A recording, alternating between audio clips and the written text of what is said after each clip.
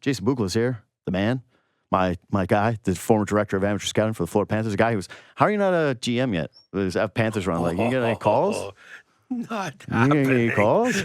You're sitting on the panel, like, Not you're gonna ever. get boots. Who'd you piss off? What'd you do wrong? What'd you do? What did you do? I gotta know. Like, they hoist that cup, and I'm like, man, this man helped build this hockey team. Like, where's his call? Where's his GM job? Where's his AGM job? Oh, that's not the least bit interesting for me at all. Thank All you. right. Thanks for the All right, plug, fine. though. I appreciate that. Okay, so let's start with this. What do you give the Leafs as a draft grade? Give me just a general grade for the entire draft that they had. I'm C- on the draft class. Yeah. I have to be. No, be true to yourself. Let's Yeah, go. you know what? I want to get into it. Okay, I'm gonna go a step further. I think it's a D+, to be honest Okay, with you. bang. Yeah, that's basically where I'm at with it. I like Ben Danford a lot. I had him later on in my draft list in the 40s, I believe. You had him 69. 69. It ended at the end of that day. Yeah. Yeah. So, the thing with Danford is coveted right shot D, 6'1", so he's not super tall. There might be some more growth there, or whatever. How tall 190. is he 17 or 18? I don't have his birthday Either in way, front of so it me. doesn't matter. He's turning 18 at any rate, but 190 pounds, and so I feel like he's getting close to being what he's going to be, structurally. He's a warrior, though, at the junior level. There's absolutely no question about that. I mean, he leads by example, blocks shots, front sit, competes really hard defensively. He's got a little bit of a B game offensively, but I don't think that translates to the NHL. I don't think that that's an elite element, if you will.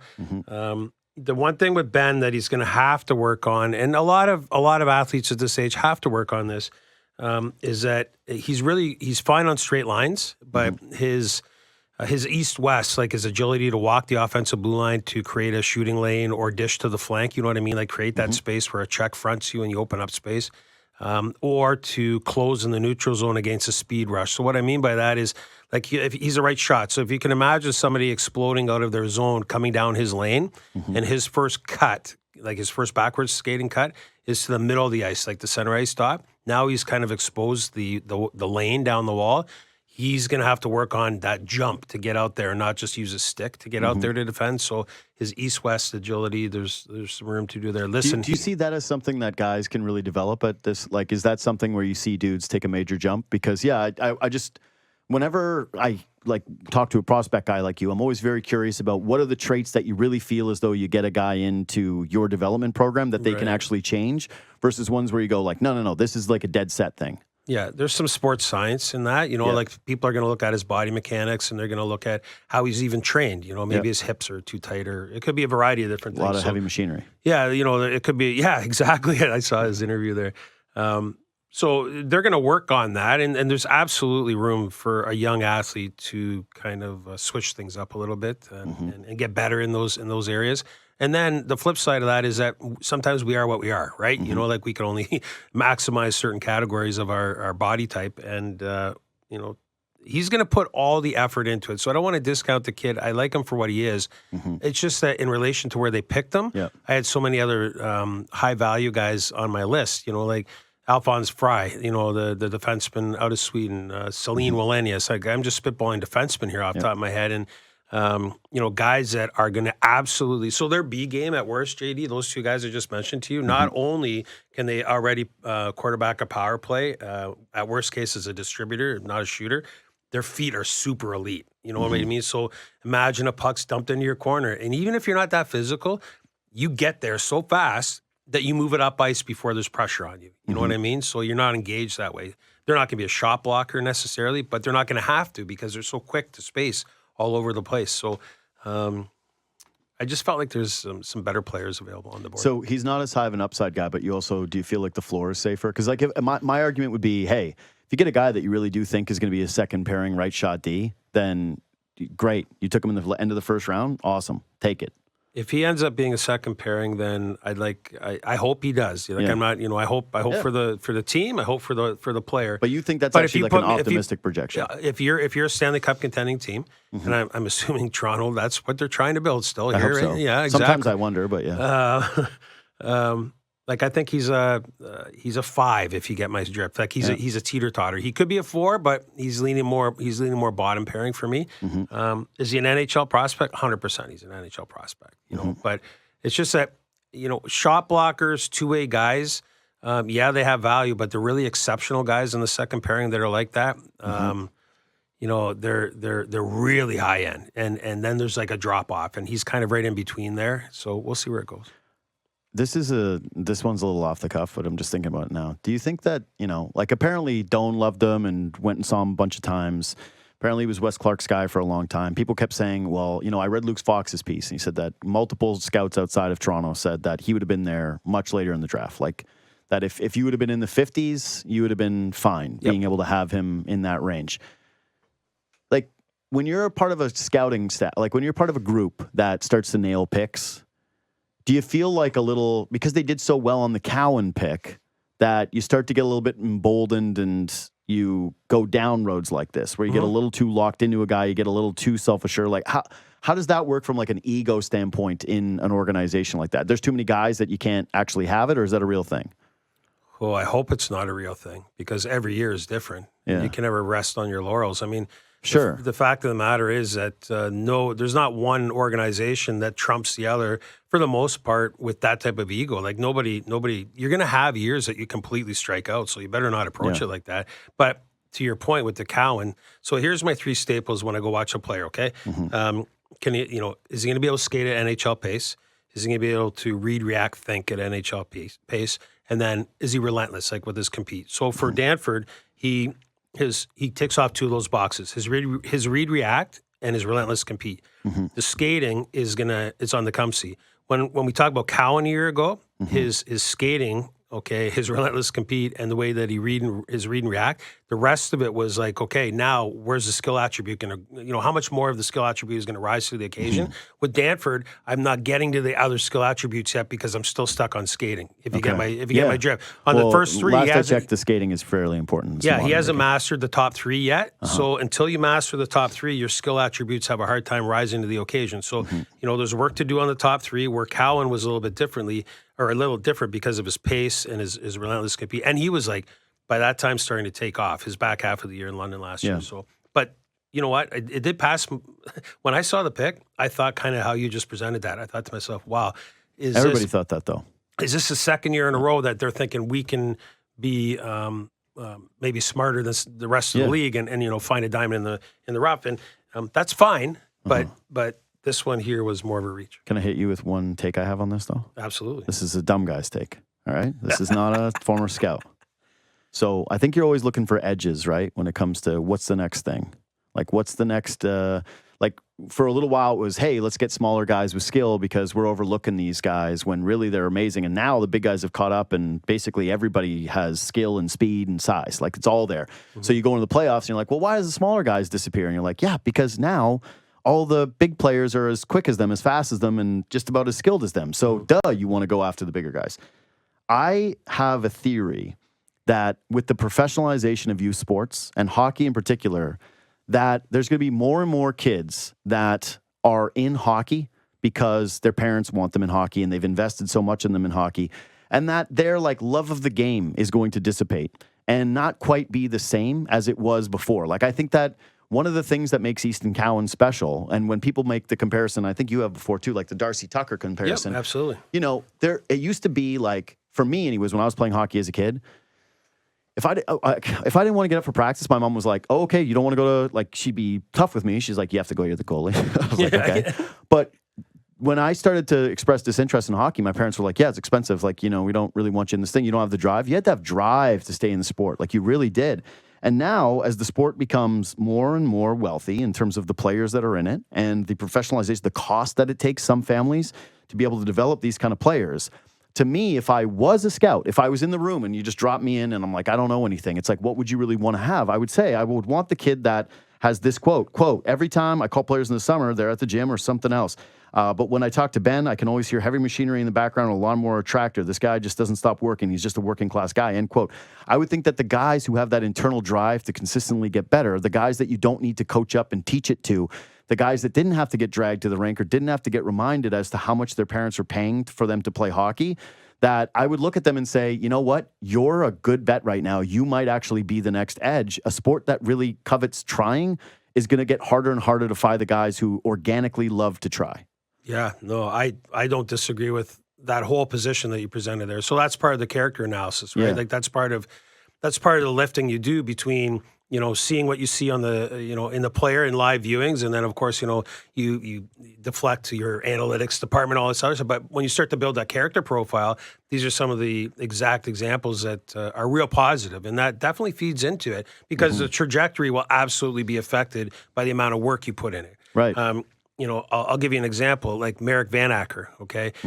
He's the same sort of situation. Like he's grew up in a farm in the Delhi area, picking watermelons and strawberries. He's sitting there at the combine talking I love about... He's like, there's nothing to it. But he was like, it's like 12-hour days. There's a couple of days with my family. I was out there, 14 hours, doing it. And so there, it's built in, an understanding. I gotta get up in the morning. I have a role here within the family unit. I got to get this done. There's another player that we interviewed at the combine. I don't want to mention his name, but to give you an example of the flip side, this kid was going to get up in the morning in the summer, 7 o'clock, let's say, go to the gym, work out, and all he could look forward to, and he had openly admitted it, was getting to the beach in the afternoon with his buddies and playing golf. So on one end of the spectrum, you've got a kid waking up on the farm, working 12-hour days, or Danford with the heavy machinery and doing what he does, and then you got this other kid. And on balance, there's a talent profile that matches each other, but then the character profile is obviously not the same. Listen, I'm the beach kid, but I'm here. Right. Yeah. Like, we're talking the NHL. We're talking $1 million checks here. Exactly. Like, you get paid big bucks. Yeah. Okay, so the rest of the draft, again, they didn't pick again until the 4th round because they flipped their 2nd round pick into next year. But they get a kid named Victor Johansson, Miroslav Holinka. I'm sorry if I get any of these names wrong. Alex Plesovsky, Timothy Ovintsev, Matt Leahy, Sam McHugh, and Nathan Mays. Are there any guys on that list that intrigue you at all? I was a little bit puzzled on the Victor Johansson one. He's a U20 left shot D playing in Sweden there at Leksand. So U20, for perspective, is similar to like high-end tier 2 over here. Like it's solid. There's nothing the matter with it. But Victor hasn't had a taste at the national team level over there at all. And he had 2 goals, 6 assists. He's clearly a late bloomer because 6'1", 159 pounds as a defenseman. So was he on my radar? I'm not going to sit here and lie to you and tell you that he was. Like that's a little bit of a reach. Holinka, there's a guy that, is a right shot forward. I do have a little bit more time for him.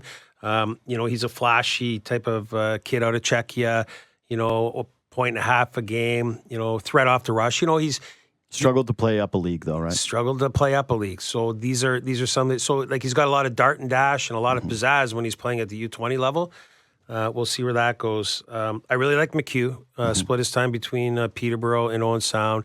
What I like about him and his brother who plays in London is that, to your point, they're programmed a certain way. Like they're relentless. So they work really hard. They're good, strong, honest players.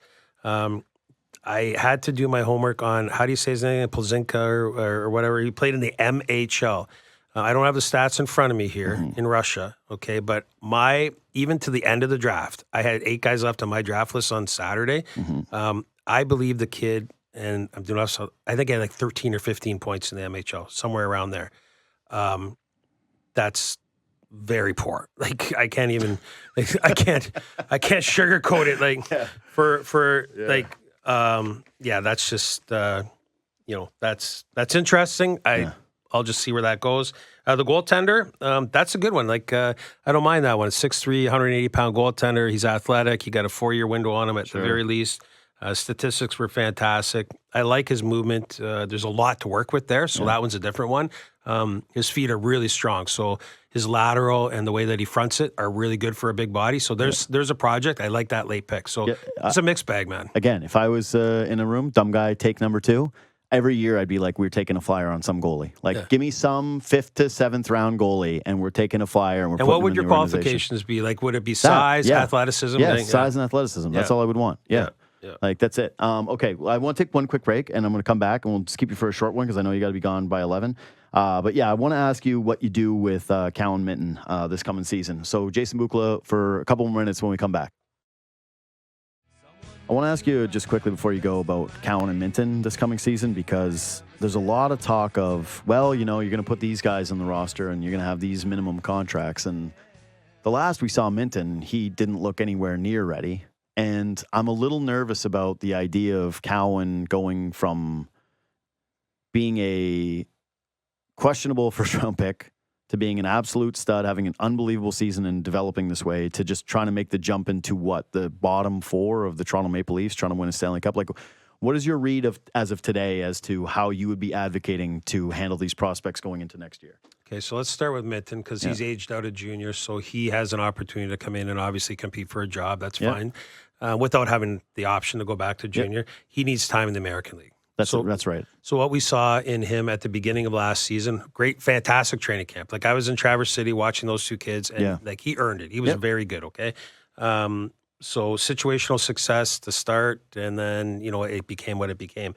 He became what he is when he went back to junior, and then when he had the C on his jersey in Sweden at the World Juniors for Team Canada, that was a heavy lift. Like, he needs time, and I don't want anybody to misunderstand what he's going to be, because he's a 3, JD. Like, when he's at his ceiling, he's a solid third line NHL prospect for me. Secondary scorer. He's going to be able to check and do some things in the middle of the lineup. You might be able to bump him up a little bit on occasion, injuries, whatever the case may be. But full time, when we're still really good, he's a 3, and that's okay. Yeah, that's great, actually, because guess what? Toronto has been desperate for these last couple of seasons. For a 3. Is that 3. So if you can get that out of him, even a year from now, you're thrilled. And I think I talked to you about this last time, that one of the things that I think has been a little overlooked when it's come to even Nyes is that the Leafs have had to jump some of their prospects from the AHL level, and that, hey, it's a good thing to develop guys at the AHL level before they have to make the leap consistently. And Toronto's been in a spot cap-wise where they've got to push a guy up, where they go, no, we have to do this now. Yeah. What's your sense when it comes to Minten, to Cowan, because he's a little bit more of a difficult decision? Yeah, that's going to be a tough one. He's going to get games, in my estimation. So let's see what the runway is. He hasn't stopped. Like, so when the back half of his draft year, all the way through training camp, and then all the way last year through in London, he just keeps going and going and going. And so he's going to continue to put in the work. I think he's going to be competing for a job. Is he going to be able to flourish in a scenario? So remember when Nyes came out of school? The team immediately put him in a situation that would play into his strengths, right? Upper echelon of the lineup, middle 6 at worst, right? Yeah. So if you plop Cowan in the 4, he's going to be capable of doing that. He can check. He's plenty quick enough. Like, if Camp's in the middle, like, I think Cowan's going to be a winger at the beginning of his career in the NHL. Sure. Okay. So if you put him on the wing with Camp and somebody, 8 minutes a night, 9 minutes a night, whatever, is that going to be really valuable? No, it'll be part of the growth process. But it might, unfortunately, here's where we are.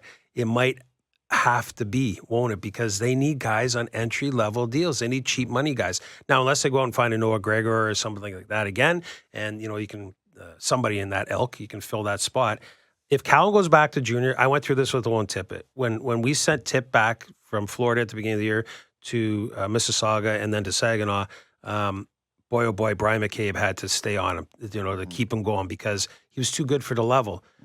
We wanted it. Ideally, you want him in the American League. That's what's going to happen with Cowan. Ideally, he should be in the American League next year. He's going to be above the grade at junior, and he's going to be fighting for minutes in the National Hockey League. So he's going to compete for the job, is my long answer. He's probably going to get games, but ideally, you need him to play in the middle 6, not the bottom, because you're wasting a year of momentum, if you will, on the player. Jason, thanks as always for the time and perspective, buddy. Quick break. We'll come back and we'll chat with Luke Fox.